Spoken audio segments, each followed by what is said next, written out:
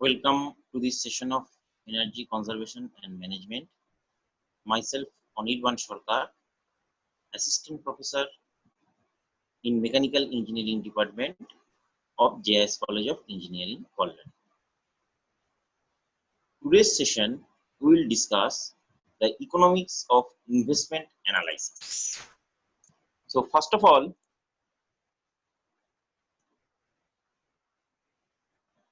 we need to understand the need for investment. In the process of energy management, at some stages, investment would be required for reducing the energy consumption of a process or utility. Investment would be required for modification, retrofitting, and for incorporating new technologies.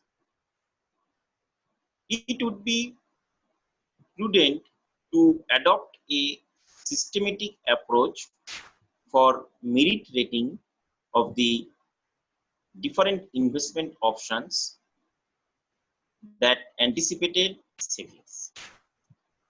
It is essential to identify the benefits of the proposed measure with reference to not only energy savings but the other associated benefits such as increase in productivity, improved product quality, etc. The cost involved in the proposed measure should be captured in totality. That is direct project cost, additional operation and investment and maintenance cost, training of personnel on new technology, etc. Based on the above, the investment analysis can be carried out by the techniques that will be explained. So, investment need, appraisal and criteria. To persuade organization of our organization to commit itself to a program of investment in energy efficiency, we need to demonstrate the size of energy problem it currently faces, the technical and good housekeeping measure available to reduce waste, the predicted return of any investment, the real return achieved on particular measures over the need for investment in energy conservation can arise under following circumstances: for new equipment, process improvement, etc., to improve staff training, to implement or upgrade the energy information system. Criteria: any investment has to be seen an addition and not as a substitute for having effective management practice for controlling energy consumption throughout organization. Spending money on technical improvements for energy management cannot compensate for inadequate attention to gaining control over management consumption. Therefore, before any investment, it is important to ensure that we are getting the best performance from existing plant and equipment. Our energy charges are set at the lowest possible tariff. Our consumption, the best energy forms, that is fuel or electricity, as efficiently as possible. good housekeeping practice are being regularly practiced. When listing investment opportunities, the following criteria need to be considered. The energy consumption per unit of production of a plant or process, the current state of repair and energy efficiency of the building design, plant and service including controls, the quality of indoor environment, not just room temperature, but indoor air quality and air change rates, draft and under and overheating including glares, etc. The effect of any proposed measures on staff attitude and behavior. Energy proposal versus other competitive proposal. One of the most difficult problem which many energy managers face is justifying why their organization should invest money in increasing its energy efficiency, especially when there are other seemingly more important priorities for the use of its capital. Organizations typically gives priority to investing in what they see as their core or profit-making activities in presence to energy efficiency. Even when they do not invest in saving energy, they tend to demand faster rate of return than they require for other kind of investment.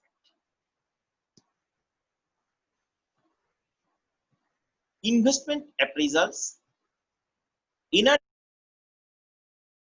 managers had to identify how cost savings arise from energy management could be redeployed within his organization to the maximum effect.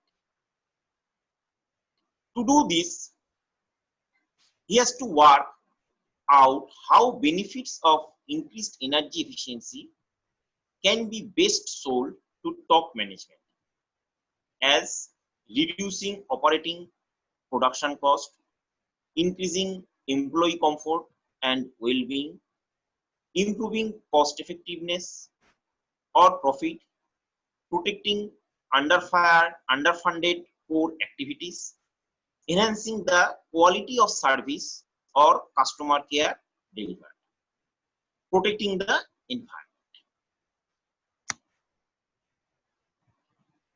Financial analysis. In most respects, investment in energy efficiency is no different from any other area of financial management.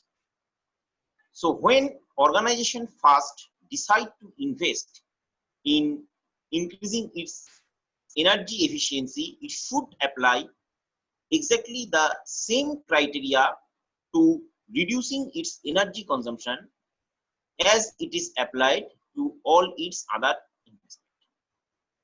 It should not require a faster or slower rate of return on investment in energy efficiency than it demands elsewhere. The basic criteria for financial investment appraisal includes simple payback period. It measures how long it will be before the investment makes money and how long the financing team need to be. Return on investment and internal rate of return. It measures that allow comparison with other investment options. Net present value and cash flow. Measures that allows financial planning of the project and provides the company with all information needed to incorporate energy efficiency project into the corporate financial system.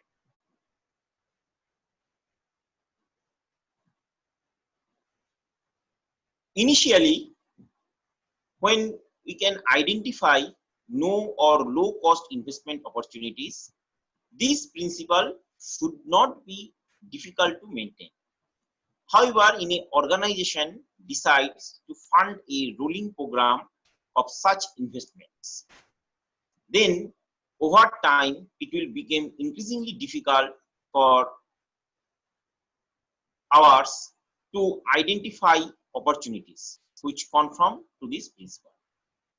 So before we reach this position, we need to recognize the basis on which the investment decisions are made. It may require particular toughness to ensure that all the costs and benefits arising are taken into account. As an approximate appraisal, simple payback savings arise from it, expressed as year of required for the original investment to be returned. So it is a useful tool. Another more sophisticated financial criteria using discounted cash flow, internal rate return, and net present value may be used. Now, protecting energy investment. It is essential to keep careful watch on organization maintenance policy and practice in order to protect any investment already made in reducing organization's energy consumption. There is a clear dependence relation between energy efficiency and maintenance. These operations at two levels. Initially, improved energy efficiency is most cost effective done in existing facilities through normal maintenance procedure. Subsequently, unless maintenance is regularly undertaken, savings from installed technical measure, whether in new build or existing facilities, may not be realized. Financial analysis technique. So in this part, investment analysis tool relevant to energy management project will be discussed. So first of all, simple payback period. As an first approximation, the time, that is number of years required to recover the initial investment, that is first cost, considering only the net annual savings. In simple payback period is usually calculated as follows, that is simple payback period equal to first cost by yearly benefits minus yearly cost. For example, simple payback period for a continuous deodorizer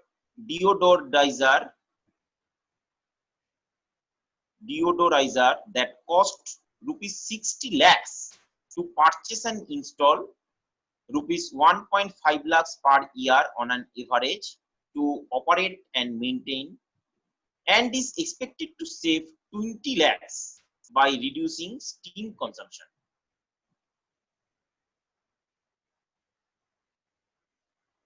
So in simple payback period,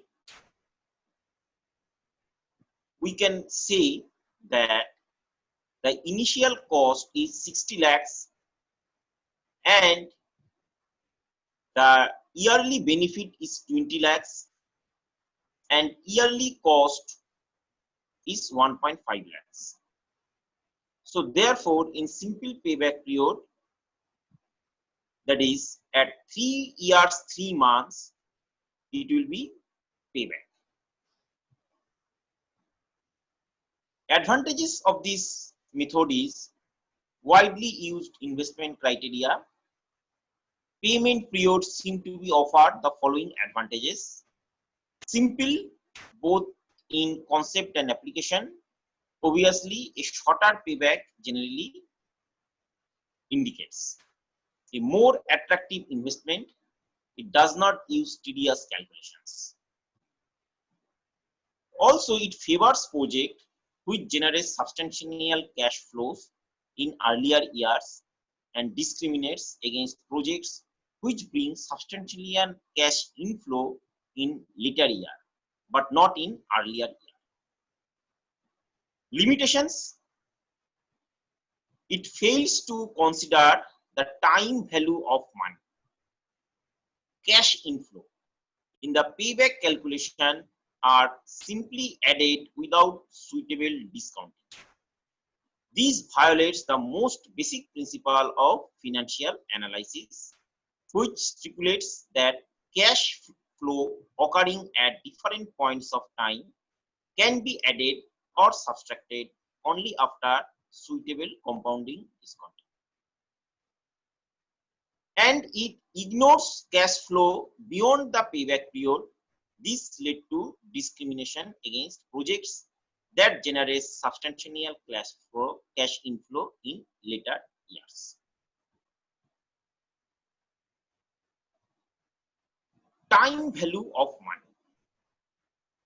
A project usually entails an investment for the initial cost of installation, called the capital cost, and a series of annual cost or cost savings throughout the life of the project. To assess project feasibilities, all these present and future cash flow must be equipped to a common basis. The problem with equating cash flow, which occurs at different times, is that the value of money changes with time. The method by which these various cash flows are related are called discounting or the present value concept.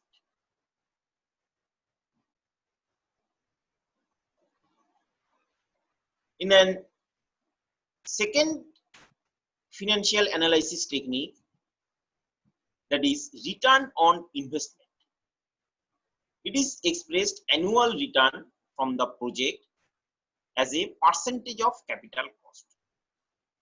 The annual return takes into account the cash flow over the project life and the discount rate by converting the total present value of ongoing cash flows to an equivalent annual amount over the life of the projects, which can then be compared to the capital cost. It does not require small project life or capital cost for comparison. This is board indicator of the annual return expected from initial capital investment expressed as a percentage, that is annual cash flow by capital cost into 100. So return on investment always be higher than the cost of money. The greater the return on investment, better is the investment. It has some limitations. It does not take into account the time value of money. It does not account for the variable nature of the annual net cash inflow. Next is net present value. The net present value, that is NPV, of a project is equal to the sum of present values of all cash flows associated with it. Symbolically, it is given NPV equal to cash flow occurring at the end of the year, that is with time respect to t. It will be 0, 1 to n, that is cash flow divided by 1 plus k to the power 0. That is summation of CF by 1 plus k to the power t, which if we can elaborately written with the over the time t and n number of life of the project, so we can write in this form. The discount rate employed for evaluating the present value of the expected future cash flow should reflect the risk of the project. Some examples: of this NPV method, consider a project which has the following cash flow stream. In year 1, the cash flow is 2 lakhs, year 2, 2 lakhs, year 3, 3 lakhs, year 3, 4, 3 lakhs, and year 5, 3 lakhs 50,000. And investment is 10 lakhs. So the cost of capital K of what the firm is 10%. So the net present value is calculated, that is 5273. This net present value represents the net benefit over and above the compensation for time and risk. Hence, the decision rule associated with the net present value criteria is accepted the project if the net present value is positive and rejected the project if the net present value is negative. The advantages of this project: it takes into account the time value of money. It considers the cash flow stream in its project life. In another analysis that is called internal rate of return, this method calculates the rate of return that the investment is expected to yield. The internal rate of return method expresses each investment alternative in terms of a rate of return, that is a compound interest rate. The expected rate of return is the interest rate for which total discounted benefits became just equal to total discounted cost.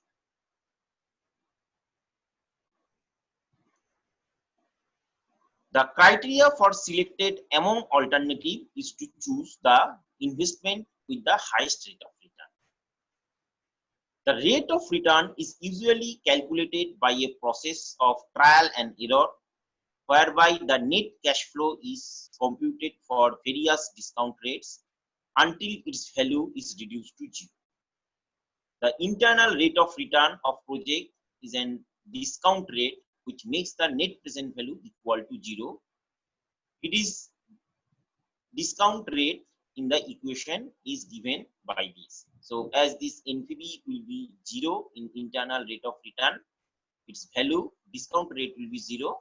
So if we put 0 in NPV method, and remaining equation will remain same, that is summation of t is equal to 0 to n CF by 1 plus k to the power t, where CF is the cash flow at the end of the year t, k is the discount rate, and n is the life of the project.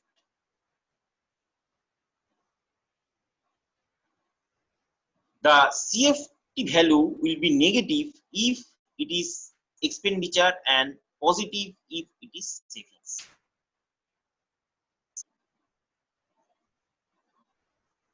Advantages: a popular discount cash flow method.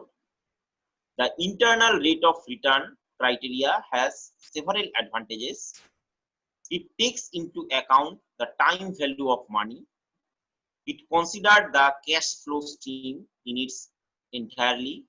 It makes sense to businessmen who prefer to think in terms of rate of return and find an absolute quantity, like net present value, somewhere difficult to work with. And the limitations: the internal rate of return figure cannot distinguish between the leading and borrowing, and hence a high internal rate of return need not necessarily be desirable features. Cash flows. Generally, there are two kinds of cash flows: the initial investment as one or more installments, and the savings arising from the investment. This oversimplifies the reality of the energy management investment. There are usually other cash flow related to a project. This includes the following: capital cost are the cost associated with the design, planning, installation, and commissioning of the project. These are usually one-time cost unaffected by inflation or discount rate factor, although is an in the example installment paid over a period of time will have time cost associated with them. And another is annual cash flow, such as annual savings acquiring from a project occurred each year over the life of the project. This includes taxes, insurance, equipment lease, energy costs, servicing, maintenance, operating labor, and so on. Increases in any of these costs represents negative cash flow, where decreases in the cost represent positive cash flow. Factors need to be considered in calculating annual cash flow, that is taxes, using the marginal tax rate applied to positive or negative cash flow. Asset depreciation, the depreciation of plant asset over their life. Depreciation is a paper expense allocation rather than a real cash flow, and therefore is not included directly in the life cycle cost. However, depreciation is real expense in terms of tax calculation and therefore does not have an impact on tax calculation noted above. For example, if a rupees 10 lakhs assets is depreciated at 20% and marginal tax rate is 40%, the depreciation would be 2 lakhs and the tax cash flow would be 80,000, and it is this later amount that would show up the costing calculation. Intermediate cash flow occurs periodically rather than annually during the life of the project.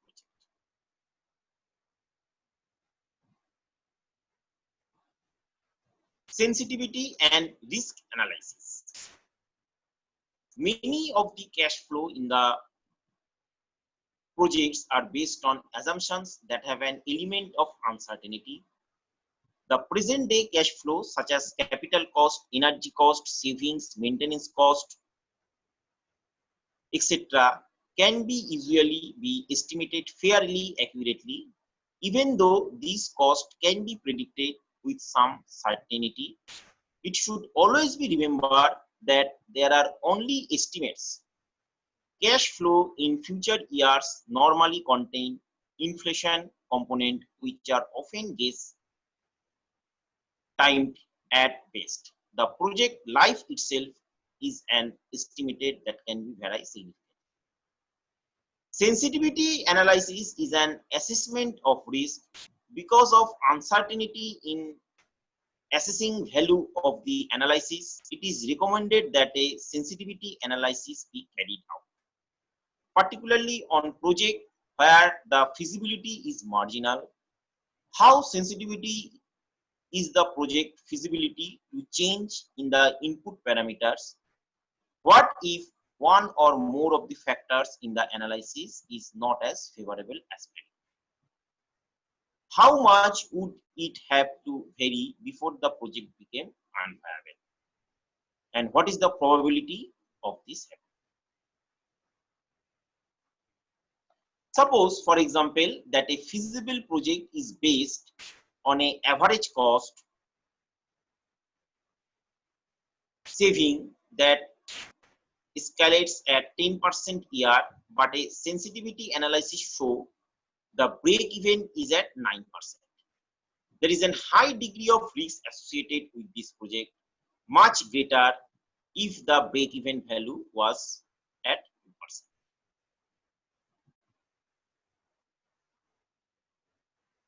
2%. The sensitivity analysis is undertaken to identify those parameters that are both uncertain, for which the project decision taken through NPV or IIR method. Switching value showing the changes in the variable required for the project decision to change the acceptance to rejections are presented for a key variables and can be compared with the post evaluation result. So against the various micro and macro factors that are considered for the sensitivity analysis are: for micro factors, operating expenses, capital structure, cost of debit, equity, changing of the form of finance, leasing, changing the project duration. Macro factor, macroeconomics variables are the variables that affects the operation of industry of which the firm operates. They cannot be changed by the firm's management. Macroeconomic variable which affects project including, among others, changes in interest rate, changes in tax rate, changes in the accounting standard, that is method of calculating depreciation, changes in depreciation rate, extension of various government subsidies project, general government trends, that is if the government changes the salary scale, etc., imposition of regulation of environment and safety issue in the industry, energy price change and technology change. This sensitivity analysis will bring changes in various items in the analysis of financial statement of or the project, which in turn might lead to different conclusion regarding the implementation of the project.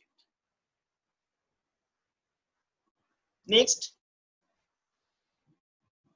financing options. There are various options for financing in-house energy management, that is from a central budget, it may be from a special department or section budget such as engineering, or by obtaining a bank loan, by raising money from stock market, by awarding the project to energy service company, by relating a proportion of savings achievement. Self-financing energy management. One way to make energy management self-financing is to split savings to provide inevitable returns to each interest party. It has following benefits. Assessing a proportion of energy savings to energy management budget means that have a direct financial intensive to identify and quantify savings arising from our own activity. Separately identified returns will help the constituent parts of organization understanding whether they are each getting good value of money through their support for energy management. If operated successful, splitting the savings will improve the motivation and commitment to energy management through the organization, since staffs at all levels will see a financial return of their efforts or support. But the main benefits is on independence or longevity of the energy management functions. So with this, we like to conclude this session. Thank you for joining this session.